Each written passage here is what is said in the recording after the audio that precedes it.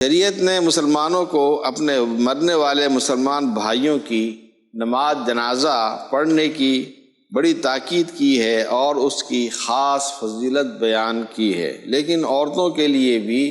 اس کو ضروری نہیں سمجھا گیا، بلکہ ان کو جنازوں میں شرکت سے منع کر دیا گیا۔ حضرت ام عطیہ رضی اللہ تعالیٰ عنہا روایت کرتی ہیں کہ نہینا عن اتباع الجنائز ولم یعظم علینا، کہ ہمیں جنازوں کے پیچھے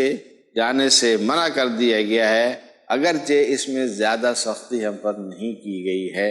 امام بخاری رحمہ اللہ نے عورتوں کو جنازے کی ممانعت کے متعلق باب اور نماز جنازہ پڑھنے کی فضیلت کے باب کے درمیان متعدد ابواب کے ساتھ فاصلہ کر دیا ہے، جس سے یہ معلوم ہوتا ہے کہ اس مسئلے میں مرد اور عورت کے درمیان فرق ہے،